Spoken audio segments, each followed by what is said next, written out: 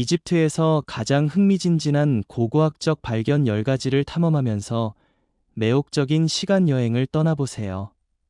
신비한 피라미드부터 장엄한 사원까지 각각의 발견은 고대 이집트 문명의 매혹적인 장을 드러냅니다. 번호 1. 운석 주얼리. 최근 연구에 따르면 5천년 전 무덤 안에서 발견된 고대 이집트 철제 목걸이가 운석으로 만들어진 것으로 드러났다. 이 튜브 모양의 보석은 1911년 카이로에서 남쪽으로 약 40마일 떨어진 게르자 묘지에서 처음 발견되었습니다.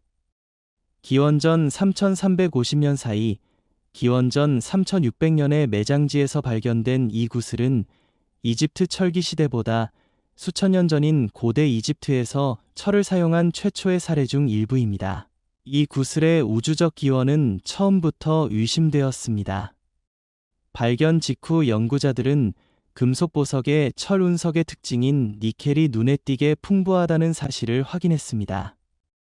그러나 1980년대에 일부 학자들은 구슬의 천상의 기원을 의심하여 높은 니켈 함량이 재련 과정에서 비롯되었을 수 있다고 제안했습니다. 최근 오픈 유니버서티와 맨체스터 대학교 유니버서티 오브 맨체스터의 과학자들은 전자현미경과 X선 컴퓨터 단층 촬영 스캐너를 사용하여 이 구슬 중 하나에 대한 자세한 분석을 수행하여 구슬의 원래 금속이 풍부한 화학 물질임을 확인했습니다. 니켈 성분은 실제로 운석에서 나온 것입니다.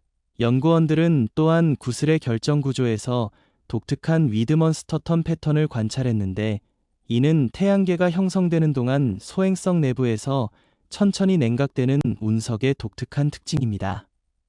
네이처가 보고한 바와 같이 추가 연구에 따르면 비드는 열에 의해 성형된 것이 아니라 냉간 가공에 의해 형성되었으며 아마도 망치로 두드려 최종 모양을 만든 것으로 나타났습니다. 이 발견은 고대 이집트의 장인 정신과 귀중한 유물 제작의 예계, 금속을 사용한 초기 기술에 대한 새로운 시각을 제시합니다.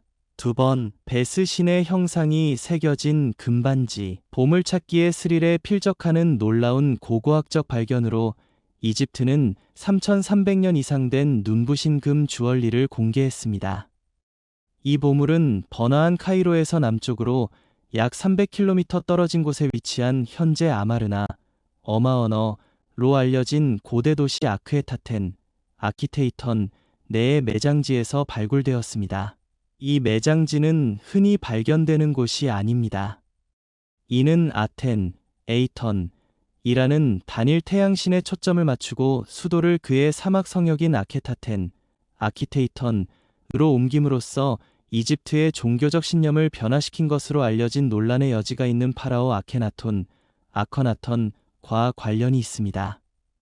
아커나턴의 종교개혁은 나중에 그의 아들 토턴케이먼에 의해 취소되었으며, 아커나턴 신은 아커나턴이 죽은 직후 버려졌습니다. 새로 발견된 보석에는 3개의 반지가 포함되어 있으며, 그 중 하나에는 재미의 신으로 알려진 베스의 이미지가 새겨져 있습니다. 난쟁이로 묘사된 베스는 음악, 재미, 출산 중 여성 보호와 관련이 있습니다. 이 보석을 누가 왜 묻었는지는 확실하지 않지만 고대 이집트의 불을 탐험하는 것은 여전히 흥미로운 모험입니다. 이집트의 고대 보물이 계속해서 사람들의 마음을 사로잡으면서 재미의 신과 관련된 이 매혹적인 황금 유물에 대한 조사는 지속적인 발견의 여정으로 전개됩니다. 3번, 알렉산드리아의 세라페움. 사원은 고대 세계에서 매우 중요한 역할을 했습니다. 어떤 문명을 언급하든 신에게 바쳐진 사원을 항상 찾을 수 있습니다. 이 사원들은 그곳에서 숭배받는 신들만큼이나 위엄이 있었습니다. 이에 대한 대표적인 예가 알렉산드리아의 세라폼 오브 엘리그젠드리어이다. 이 웅장한 사원은 두 세계를 초월하는 장소의 분명한 예입니다. 많은 분들이 알고 계시겠지만 알렉산드리아는 이집트에 있지만 사원 자체는 그리스 문화에 뿌리를 두고 있기 때문입니다. 그 도시의 그리스 지구, 그릭 쿼터에 위치해 있었기 때문입니다. 고대 사원인 세라피움은 전 세계의 순례자와 관광객들에게 매우 인기 있는 목적지였습니다. 그것은 놀라운 치유력으로 널리 알려져 있었고 질병을 치료하기 위해 전 세계에서 사람들을 끌어모았습니다. 또한 이 사찰은 다산과 관련된 제사로 유명해 많은 부부가 이곳을 찾아 기도하고 아이 낳기의 축복을 구하고 있다. 이러한 사례는 당시 사찰의 엄청난 영향력과 위력을 여실히 보여줍니다. 많은 사람들에게 그들은 원하는 것을 얻고 동시에 더 나은 삶을 보장받으려는 희망을 상징했습니다. 번호 4. 마다바 지도. 좋은 지도를 좋아하지 않는 사람이 어디 있겠습니까? 우리 모두는 길을 찾거나 흥미로운 장소를 발견할 때 지도를 갖고 싶어 합니다. 이 경우 우리는 요르단 마다바에 있는 성조지 비잔틴 교회에서 발견된 매우 특별한 지도를 언급하고 있습니다. 마다바 지도는 모자이크 형태로 제작되어 교회 바닥에서 발견된 진정한 걸작이었다. 그것은 성지를 대표할 뿐만 아니라 예루살렘 도시도 포함했습니다. 의심할 바 없이 이 지도는 성지를 방문하는 순례자들을 안내하는 역할을 했기 때문에 매우 중요한 기능을 가지고 있었습니다. 이 놀라운 지도의 유용성과 역사적 가치에 대해 생각하는 것은 매우 흥미롭습니다. 모든 조경 단위에는 알렉산더 대왕의 유산 덕분에 당시 보편적 언어였던 그리스어 설명이 꼼꼼하게 표시되어 있습니다. 그러나 역사를 통틀어 불행하게도 이 귀중한 모자이크의 일부 조각은 때로는 두 차례의 화재와 같은 재난으로 인해 유실되거나 심지어 파괴되기도 했습니다. 이 마다바 지도는 1880년대까지 재발견되지 않았으나 10년 이상이 지나서야 이에 대한 광범위한 연구가 이루어졌습니다. 제작에 들어간 세부 사항에 대한 놀라운 관심을 고려하면 완성되었을 때 의심할 여지 없이 절대적인 시각적 광경이었을 것입니다. 우리가 그 모든 영광을 결코 감상할 수 없다는 것은 참으로 불행한 일입니다. 번호 5. 투탕카멘 왕의 무덤. 투탕카멘 왕의 무덤만큼 중요한 고고학 유적지는 거의 없습니다. 그 무덤이 거의 혼자서 이집트 역사와 고고학에 대한 열광을 시작했기 때문입니다. 투탕카멘 왕의 무덤은 1922년 하워드 카터가 이끄는 발굴자들에 의해 발견되었으며 일단 발견되자 전 세계는 더 많은 것을 알고 싶어 했습니다. 언론의 관심만으로도 이곳은 역사상 가장 널리 알려진 고고학 유적지 중 하나가 되었으며 이로 인해 터트 왕의 저주에 대한 언급을 포함하여 많은 일이 발생하게 되었습니다. 총독의 무덤과 관련된 빛나는 기둥과 조각상입니다. 분명히 무덤을 발견한 사람들 중 일부는 다른 이상한 상황으로 인해 곧 사망했지만 팀 자체는 무덤에서 보물을 훔치려던 무덤 침입자들을 겁주기 위해 모든 저주를 지어냈다는 것을 나중에 인정했습니다. 이 무덤의 또 다른 아이러니는 발견에도 불구하고 투탕카멘 왕, 그의 통치, 그의 역사, 그의 죽음 등에 대해 아직 풀리지 않은 많은 미스터리가 있다는 것입니다.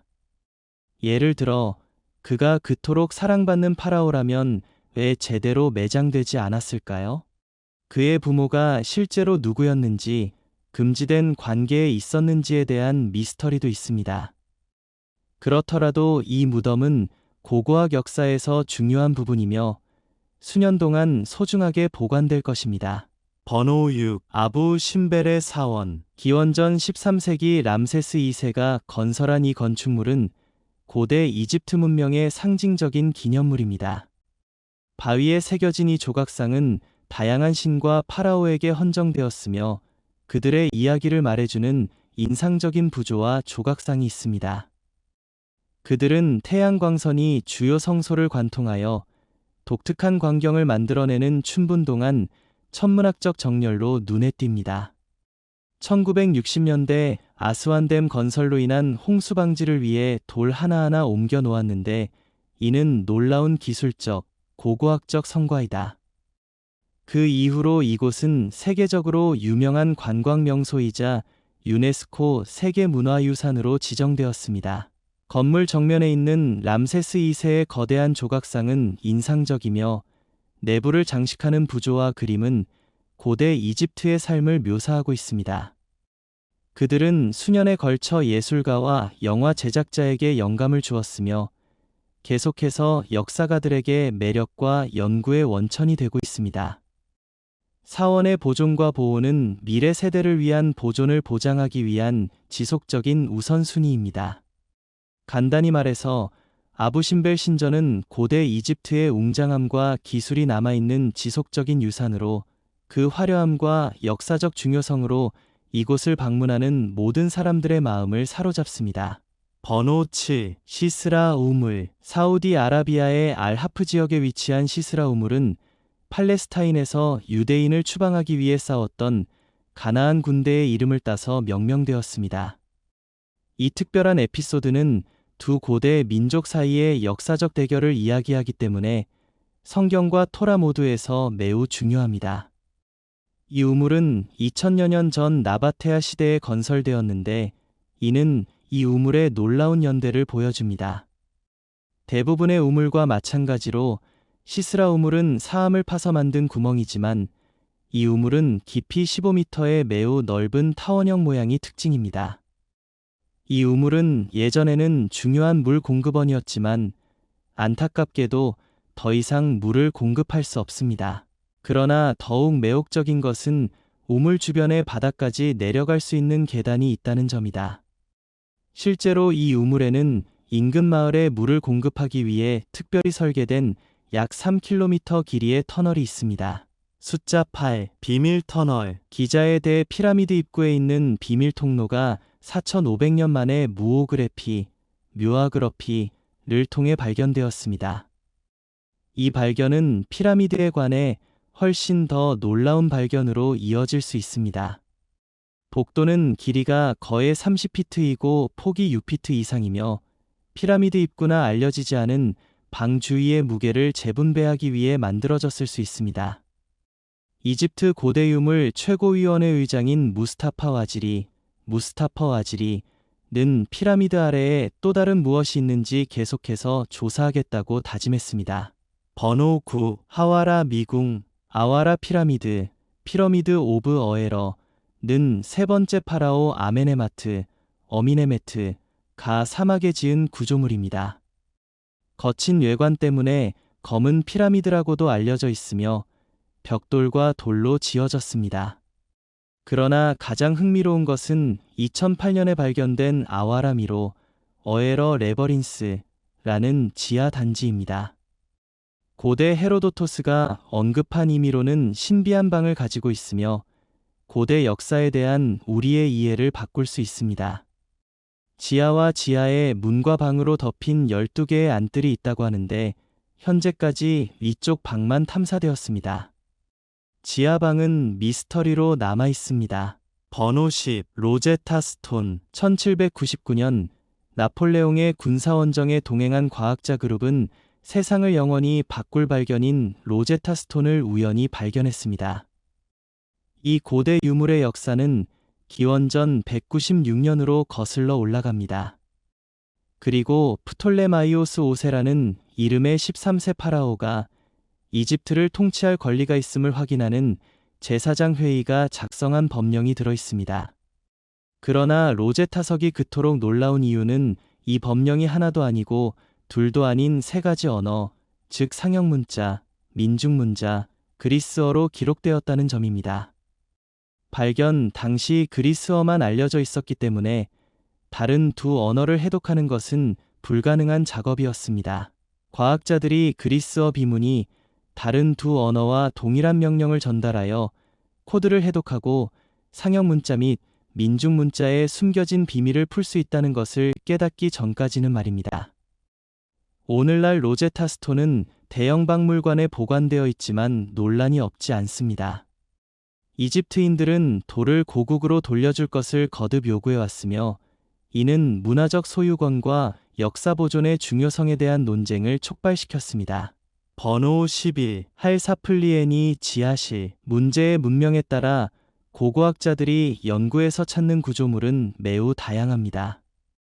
이러한 구조물 중에는 고인을 기리고 사랑하는 사람이나 같은 종의 다른 구성원과 가깝게 지내기 위해 고인을 매장하는 데 사용되는 장소인 묘지가 있습니다. 그러나 이 묘지를 특히 주목할 만한 이유는 이것이 유럽 전역에서 유일하게 알려진 신석기 시대 묘지라는 사실입니다. 이러한 독특함은 이곳을 역사적, 고고학적으로 매우 중요한 장소로 만들어주며 당시의 삶과 장례 관습에 대한 귀중한 지식을 제공합니다. 이는 섬의 수도에서 가까운 지중해에 위치한 몰타 섬에서 발견되었기 때문에 특히 관련이 있습니다. 수많은 구획을 수용하는 광대한 지하 터널 네트워크입니다. 번호 12. 사카라의 계단식 피라미드. 그것은 세계에서 가장 오래되고 가장 중요한 건축물 중 하나입니다. 고대 이집트제 사망조 시대의 건축가 이모테프가 파라오 조세르를 위해 지은 이 피라미드는 장래 건축 발전의 이정표를 세웠습니다. 6개의 마스타바로 구성된 계단형 디자인은 피라미드 건축의 발전을 나타냅니다.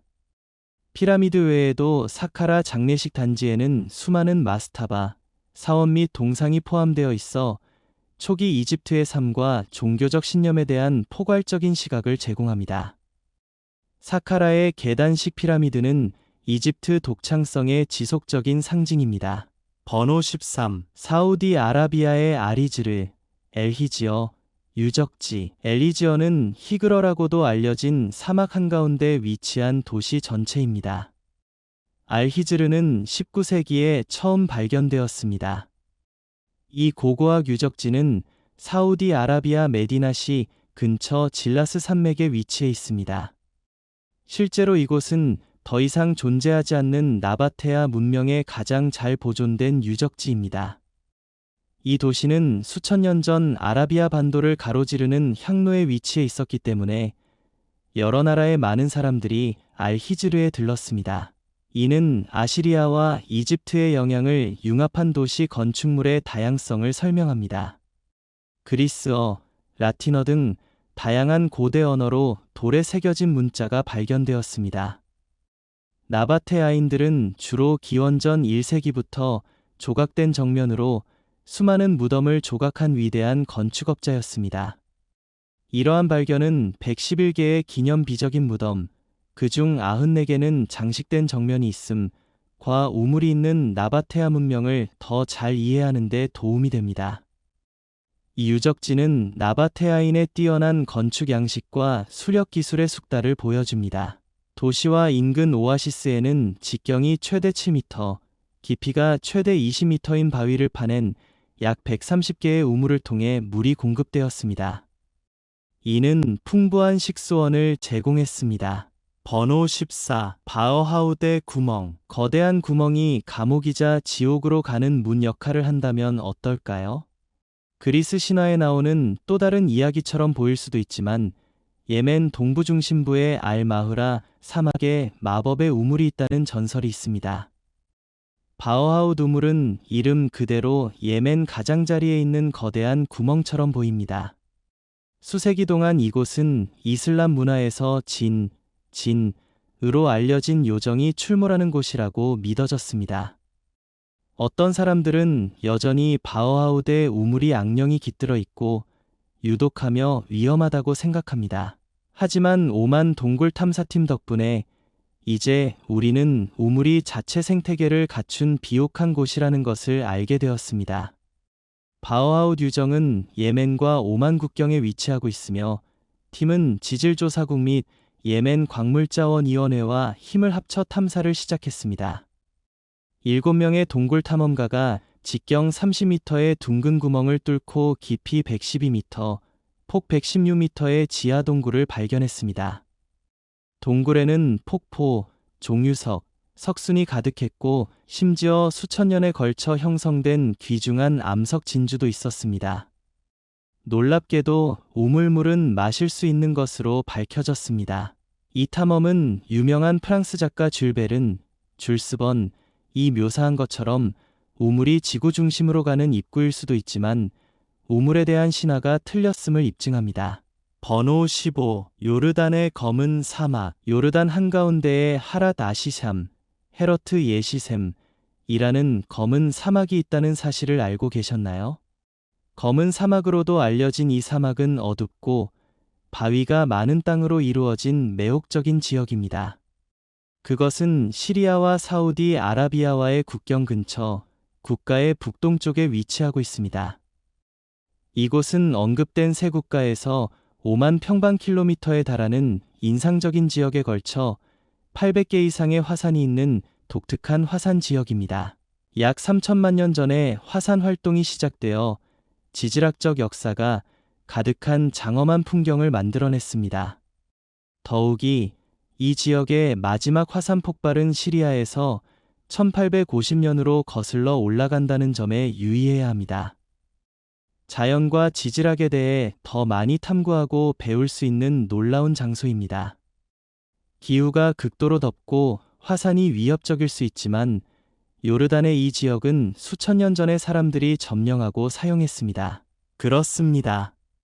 고고학자들은 캠프, 무덤, 대피소의 존재와 비교할 수 있는 지역의 바위 그림을 발견했습니다. 그들은 또한 고대의 시리아, 요르단, 아라비아 반도에 살던 사람들이 흔히 사용했던 알파벳인 사파비드 언어로 쓰여진 특정 암석 비문도 발견했습니다. 연구자들은 그 지역에 사는 사람들이 대부분 유목민이라고 믿었습니다.